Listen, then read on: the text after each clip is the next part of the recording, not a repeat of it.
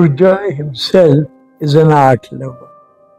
He's been collecting paintings, drawings, sculptures, and sometimes photos. But when he found out that I have done a lot of work on Bangladeshi refugees, war and victory, he came to me that I want to acquire 100 prints.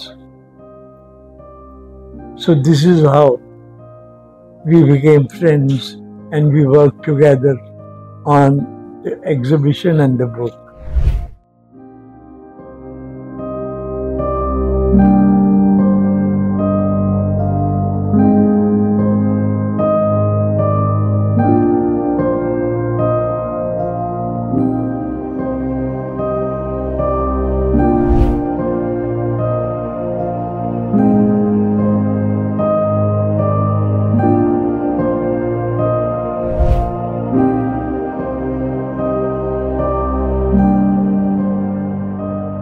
আমরা যদি নতুন প্রজন্মর কাছে আমাদের যে স্বাধীনতার যে ত্যাগ এবং আমাদের যে স্বাধীনতার যেই প্রতীক্ষার এবং রক্ত যেগুলো বিসর্জন দেওয়া হয়েছে সেগুলো যদি সঠিকভাবে ওদেরকে কাছে উপস্থাপন করা যায় তখন কিন্তু তারা অনেক গুরুত্ব সহকারে সেগুলো সম্বন্ধে জানতে পারবে, সেগুলো সম্বন্ধে তাদের একটা আমি বলবো যে রেসপেক্ট ক্রিয়েট হবে।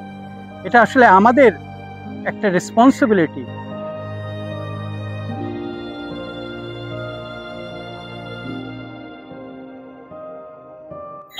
Rise of the nation Raghu রায়ের 1971 সালে তোলা ছবিগুলো নিয়ে এই আয়োজনটা।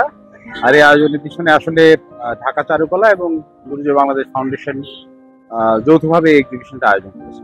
তো আমি জাস্ট একটা টোটাল গাইড দেওয়ার চেষ্টা করব। তো আমরা আমাদের পিছনে যেটা সেটা হচ্ছে আসলে জয়নুল গ্যালারি, ঢাকা চারুকলার মাজারুল ইসলামের আর্কিটেকচার এবং ঢাকা চারুকলার একমাত্র গ্যালারি।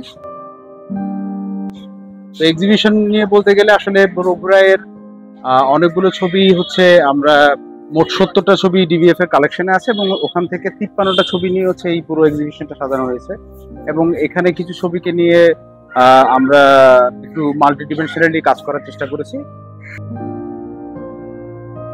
আমি 6টা বাহু দিয়ে এটাকে একটা হেক্সাগোনাল ওয়েতে হচ্ছে ডিল করার চেষ্টা করি এবং এখানে হচ্ছে সারেন্ডারের ছবি করে রাখি, কারণ আমার মনে হচ্ছিল এটা হচ্ছে ইন এ সেন্স একটা সেন্টারের একটা পাওয়ারের মতো, যেটা আসলে পুরো রুমটাকে একভাবে একটা স্পিন সার্কুলেট করছে, একটা শক্তি দিচ্ছে। আমাদের শক্তির মূল উৎসটা যদি ধরি তাহলে হচ্ছে এই সারেন্ডারটা আসলে আমাদের জন্য অনেক মুক্তির একটা জায়গা, যে 16 ডিসেম্বরে যে ঘটনা।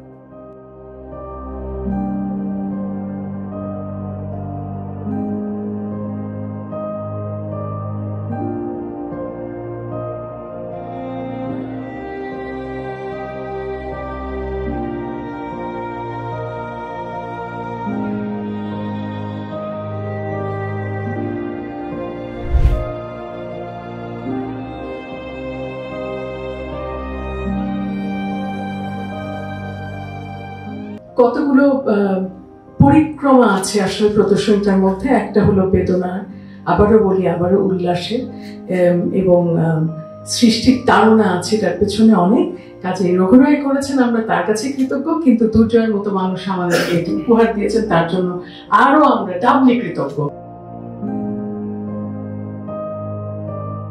কৃতজ্ঞতা জানাই রঘু রায়কে, যে তিনি সেই সময় তার নিজের জীবনের ঝুঁকি নিয়ে তিনি বাংলাদেশে এসেছেন এবং সেই ছবিগুলো তুলেছেন এবং সেই ছবিগুলো আজকে আমরা দেখার সুযোগ পাচ্ছি।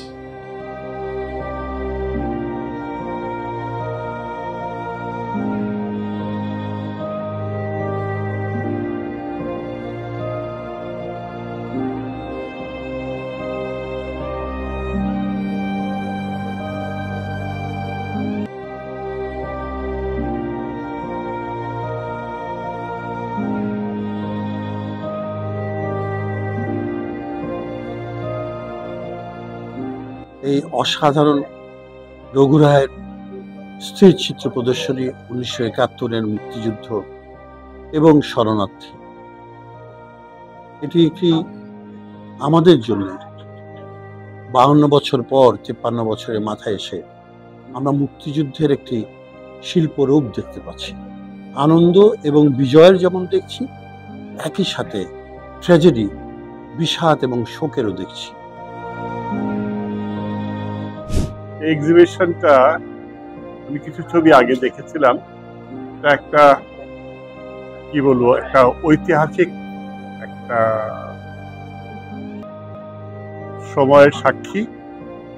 এই দুটো পার্ট যদি দেখি আমরা, একদিকে যে মুক্তিযুদ্ধ সময়কালীন আমাদের জনগণের, বিশেষ করে যারা শরণার্থী, তাদের দুর্দশার যে চিত্র উনি তুলে ধরেছেন, এবং একই সাথে আমাদের বিজয়ের উল্লাস, বিজয়ের যে গতিধারা যেভাবে তুলে ধরেছেন, এটা সত্যি অকল্পনীয়।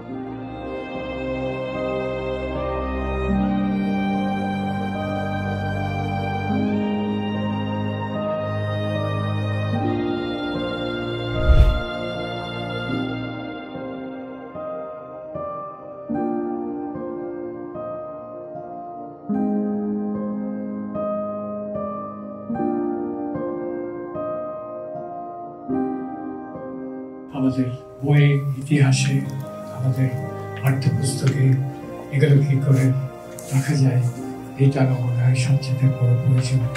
ওদের নাচতে এবং একই কথা বলেছিল, সেজন্য এটা নতুন কিছু নয়।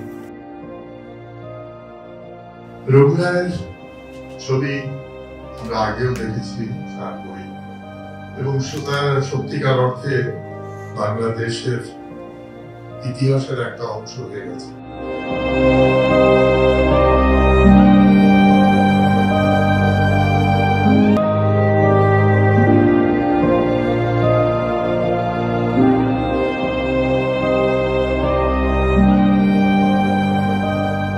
I was called here to photograph the refugees coming from Bangladesh.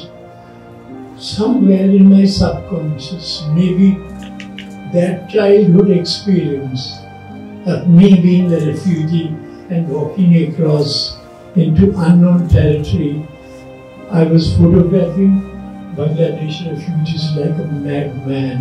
I'm very glad and I'm just very obliged that Mr. Amirul Islam sir is present here along with other guests, because he's the only living person so far